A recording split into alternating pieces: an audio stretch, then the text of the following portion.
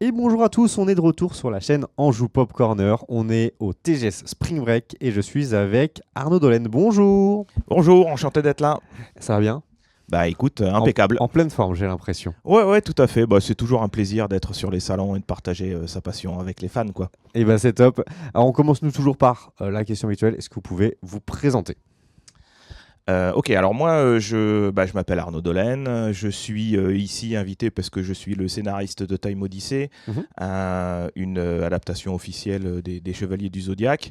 De manière un petit peu plus large, moi j'aime bien, comme on est dans un environnement de geek, j'aime bien dire que je suis un peu comme un super-héros. J'ai une identité secrète. En fait, j'ai deux métiers. Mhm. Je suis ingénieur dans le domaine spatial. J'envoie des satellites dans l'espace. Et Incroyable. je suis aussi scénariste et romancier. Et donc, du coup, je travaille à mi-temps. Les matins, je suis D'accord. ingénieur et l'après-midi, je suis auteur, quoi, en fait. Et Donc, ça c'est depuis toujours ou non, non. récemment la partie auteur? Alors en fait, alors moi j'écris depuis que je suis tout minot, hein, Ouais. je suis un rôliste D'accord, ok. et grand fan de Japanimation. Ok. Donc quand je faisais du jeu de rôle, il fallait attendre la semaine suivante pour Pour refaire la pouvoir partie. retrouver les potes. Et puis les jeux en ligne n'existaient pas à Ouais, ouais, l'époque, ouais. hein, on parle des années 80. C'est quoi, c'est du Et, Donjons et Dragons ouais, alors Donjons et Dragons, c'était plus tard. J'en ai fait beaucoup, mais je Ok. faisais du Star Wars, Ok, du Star Wars, ok. Vampire, Warhammer, Ok, excellent. Elric, Stormbringer à l'époque. Donc beaucoup de jeux de rôle. Et puis, ça me suffisait pas. Donc, je continuais mes parties tout seul dans mon Mhm. monde imaginaire en l'écrivant, etc. Et puis, j'ai toujours été passionné par l'espace. Donc, D'accord. à l'école, ça se passait plutôt bien. Donc les J'ai études là-dedans. fait, voilà, les études à Toulouse, ici d'ailleurs, hein. Ouais. C'est ce qui fait C'est que assez reconnu ici voilà, pour ça. je suis resté ici. Et puis pendant de très nombreuses années, j'écrivais le soir, les week-ends, jusqu'à ce que la combinaison de Senseiya et d'un autre projet qui s'appelle Cross the Ages, Mhm. où j'écris une saga en 7 tomes, et que je développe tout un univers qui est en multimédia. Ça me prenait tellement de temps que le soir, les week-ends et les vacances, ça suffisait plus. Donc, voilà, j'ai basculé à mi-temps depuis maintenant 5 ans. Depuis maintenant 5 ans. Ok, ok. Et comment c'est arrivé la partie Senseiya, Time Odyssey? À quel moment vous rentrez dans le projet, etc. Alors en fait, il faut savoir que le dessinateur et mon complice sur Time Odyssey, c'est Jérôme Alquier. Mhm. Et il se trouve que Jérôme Alquier, je le connais depuis, ça va faire 30 ans en novembre Ok. cette année. Ok. Il est le parrain de mes enfants, je suis Amitié le de longue parrain date. des siens, voilà exactement. Et on s'est justement rencontrés dans notre école d'ingénieur. D'accord, ok. Puisqu'on a suivi la même formation, avec une différence majeure entre Jérôme et moi, c'est que lui, très rapidement, il a fait 5-6 ans en tant qu'ingénieur. Ouais. Et puis très rapidement, son rêve a toujours été de vivre de son dessin. Il a basculé au bout de 5 ou 6 ans à peine. D'accord. Et donc du coup, on a toujours travaillé ensemble. On a toujours fait des projets Mhm. ensemble. Et puis Jérôme, forcément, a pris de plus en plus son envol. On a publié une BD ensemble au début des années 2010. Ok. Une série qui s'appelle Surnaturel en 4 tomes, Mhm. publiée chez Delcourt, où j'ai été le scénariste et Jérôme le dessinateur. Le jour où vous me verrez dessiner, vous comprendrez pourquoi on s'est répartis les rôles dans ce Ouais, sens-là il y et a pas souvent dans une l'autre. histoire comme ça. Souvent une Voilà. histoire comme ça. Exactement. Et puis voilà, donc ça c'était notre première expérience. Puis Ok. Jérôme, son talent a vite été repéré par les éditeurs. Et puis il a monté avec Cana et Christelle Oulins le projet de vraiment une co-création en fait Ouais. de la collection Classics. Et Jérôme a lancé le projet sur Albator. Ça a été Ok. la D'accord. première, donc la première série de la collection Classics et la première collaboration entre Kana et le Japon sur une BD format franco-belge, C'était pas ça. format manga. Ça a été un succès, notamment ça s'est extrêmement bien passé avec Maître Leiji Matsumoto D'accord. Qui est du coup aux derrière. côtés du Japon, voilà. Et donc Kana s'est dit bon voilà, On va continuer on l'expérience. va continuer l'expérience. Il y a eu la BD Goldorak qui a été un énorme carton Ouais. avec tous ces auteurs très passionnés et en collaboration avec Gonagai. Mhm. Et Kana a dit qu'est-ce qu'on a dans notre Senseiya. voilà, il y a Senseiya, Jérôme, c'est pour toi.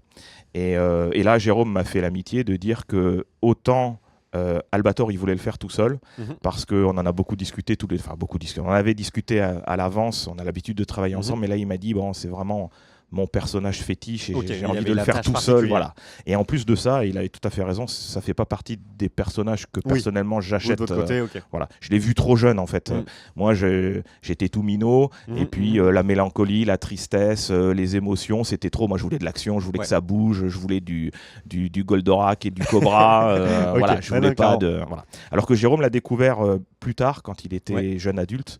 Et là, tout de suite, le personnage prend une autre dimension. Bref, il voulait faire le scénario tout seul sur Albator, mais sur Les Chevaliers du Zodiaque, sur Senseiya, il avait besoin d'aide. Donc il dit à Kana, là j'ai besoin d'un scénariste. Ouais. Et Kana lui répond, non, t'inquiète, pas de problème, on va te trouver un scénariste. Et Jérôme m'a fait l'amitié de dire, non, vous n'avez pas bien compris. J'ai le En scénariste. fait, j'ai besoin d'un scénariste, mais de mon scénariste. Ouais, c'est ça. Voilà. Et c'est comme ça que je me suis retrouvé dans l'aventure. Ok, super. Donc là, c'était parti. Moi, si je me souviens bien, parce que j'ai offert à Noël à mon frère le premier tome, c'était il y a 2 ans, 3 ans. Du coup, on est au tome 3 là, il me Ouais, semble. c'est ça. C'est tous les ans. Du coup, ça tombe bien. C'est Oui, pas loin des pères de Noël, donc c'est bien. Il y a un cadeau comme ça qui revient. c'est smart. Hein. C'est smart. C'est bien pensé. C'est bien pensé. Donc là, on est au tome 3. Est-ce que c'est déjà fixé? Vous avez déjà un objectif bien précis? Ou est-ce que c'est une aventure sans fin? Tant qu'il y a des choses à raconter, on les raconte. Alors, moi, je suis un ingénieur. Donc, moi, mon boulot, c'est d'être chef de projet. C'est-à-dire que je développe des équipements qu'on va installer sur des satellites. Et moi, j'ai besoin de savoir où on va, quoi, en fait. Et donc, voilà, dès le départ, Ok, il donc était là, clair. En plus de ça, blague mise à part, on travaille sur une collaboration avec le Japon. Il faut que le Japon Eux aussi, ça soit carré. voilà, que ce soit clair. Et puis, Jérôme et moi, ça avait été clair dès le départ. On veut une histoire qui soit comme un arc, D'accord, comme c'est un arc. les Ouais, 12 il maisons, fonctionne en arc. comme Poséidon, comme Ouais. Hadès. Il y a un début, un milieu et une fin. Et après, s'il faut passer à autre chose, éventuellement, on passe à autre chose. Mais on ne souhaite pas une série qui s'éternise, quoi. D'ailleurs, c'est écrit sur les albums. On aura 5 tomes. 5 tomes. Il y aura 5 tomes. Et c'est 1 sur 5, 2 sur 5, 3 Ok. sur 5. Et donc là, le 4 sur 5 va sortir. 4 sur 5 qui va arriver. Comment vous avez bossé le travail sur le... Parce que même si on connaît comment on travaille le lore, comment on s'approprie les personnages, est-ce que vous avez tout lu, tout regardé, lu les encyclopédies qui ont pu sortir Alors déjà, le tout premier truc, c'est que Jérôme et moi, on est des fans de base. depuis 86, quoi, en fait. Déjà, il y a une connaissance. Donc qui est là. voilà, on a regardé la série un nombre de fois absolument incalculable, on a tout pensé, lu Ouais. les mangas, lu toutes les adaptations, parce que c'est hyper vraiment vaste, une hein. passion, quoi. C'est très très vaste et c'est véritablement une passion. Alors moi, je connais tout ça très très bien. Ok, super. Jérôme, il a bac plus 25 en Senseiya. On lui dit épisode 57 et Oui, hop, il je va vous vois. sortir le titre et puis il va vous faire toutes les mimiques et tous Excellent. les dialogues, etc. Donc voilà, on a déjà cette première grosse expérience, grosse appétence. Et puis évidemment, quand le projet a été lancé, sachant que nous, on a le droit d'adaptation du manga Ouais, et ok. pas de l'animé, Pas de il y a l'animé, ok. quelques petites différences. Ouais. Et j'avoue que moi, j'étais plus connaisseur de l'animé que du manga. Donc la première chose, c'est qu'effectivement, Il on faut fait lire. ses devoirs, quoi. En fait, on fait ses devoirs. Et je reconnais que ça, c'est quelque chose qui avait été très clair dès le départ entre Jérôme et moi. C'est que moi, on est co-scénariste, en fait. Je suis scénariste, mais en fait, en réalité, on est co-scénariste parce que, d'abord, c'est comme dans un film, hein, le réalisateur, il a forcément son mot à dire sur le scénario. C'est lui c'est Jérôme qui pilote le découpage, les ambiances, le séquencement des scènes. Là, il faut qu'on s'arrête un petit peu, je veux qu'on exploite telle émotion. Là, je veux qu'on consacre suffisamment de temps au combat, etc., etc. Donc, évidemment, qu'en tant que dessinateur, Jérôme a son mot à dire. Mais en plus de ça, notre rôle est assez clairement distingué, tous les deux. Moi, je m'occupe vraiment de la grande arche, de la structure, des grands éléments qu'il faut mettre.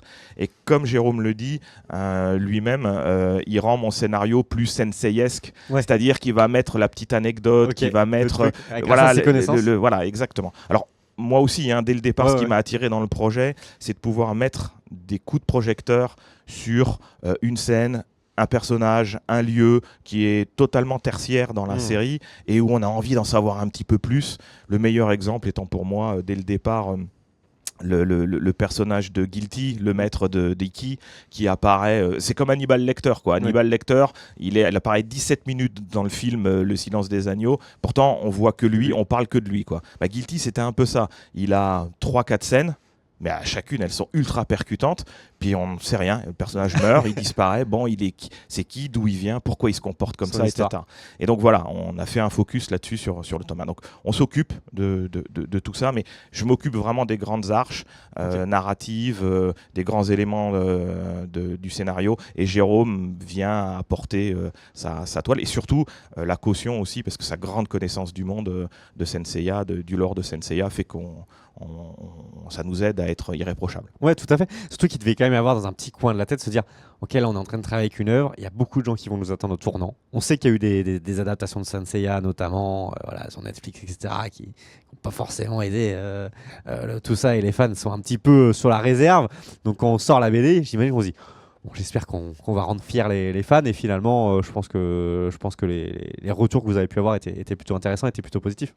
Ouais, alors effectivement, je pense qu'il y a quelque chose qu'il faut bien comprendre, c'est que Senseiya, c'est une licence qui, encore aujourd'hui, est particulièrement vivante. Ouais. Elle est particulièrement vivante parce qu'elle est tout le temps adaptée en manga spin-off, en série, en jouets, en figurines, en film d'animation, en film live. Il y a énormément de choses. Après, il y a à boire et à manger. Les gens aiment pas. Ça, bon, tous les goûts sont dans la nature, une fois de plus. Mais contrairement, par exemple, à un album d'Albator, de Goldorak ou de Capiflamme, où il faut très bien faire le travail, il ne faut pas me faire dire ce que j'ai pas dit, mais où la communauté, c'est plus des nostalgiques. Ah oui, tiens, je regardais ça quand j'étais petit, alors que...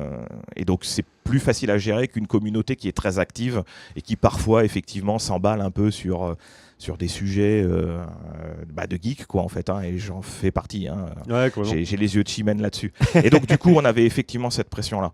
Et je sais que ça pesait beaucoup sur les épaules de Jérôme. C'est aussi, je pense, ça fait partie des raisons pour lesquelles il avait besoin d'un scénariste aussi, pour pouvoir partager cette charge. Et de mon point de vue, je ne veux pas parler pour Jérôme, mais de mon point de vue, j'étais vraiment parti dans l'idée de dire, et Jérôme était d'accord avec ça, on va faire une déclaration d'amour au Chevalier du Zodiaque. Ouais. On va vraiment raconter tout ce que cette série a baigné, dans laquelle on a baigné quand on était gamin et qui nous a fait vraiment, qui nous a transportés, quoi, en fait. Et à partir du moment où on est des réels fans, on a une volonté de respecter le lore et tout ça, et que on n'est pas là par opportunisme, mais vraiment par passion. Bon, ben voilà, après, il y en aura toujours des gens qui peuvent ne pas être satisfaits, mais c'est pas très, très grave. Et en plus, les retours sont plutôt élogieux. Ouais. Donc ça, c'est cool. Donc ça, c'est très positif. Maintenant, la question que j'ai envie de poser, c'est, maintenant que vous avez travaillé là-dessus, bon, il y a déjà une échéance, une deadline, ça y est, vous êtes vraiment mis à fond, il y a le part-time, etc. Vous allez avoir envie de continuer derrière. Oui, alors bon, ça c'est sûr que de toute façon, effectivement, enchaîné, il y a de grosses envies qui sont là. Bon, moi, continuer, c'est le scénario, oui, bien sûr. Pas forcément Senseiya, mais continuer d'écrire. Oui. Bah, de toute façon, moi, ça c'est une passion depuis que je suis tout gamin, donc il y a des possibilités d'avoir d'autres adaptations aussi. La collection classique, sa vocation à s'étoffer. Bon, ce qui est vraiment important.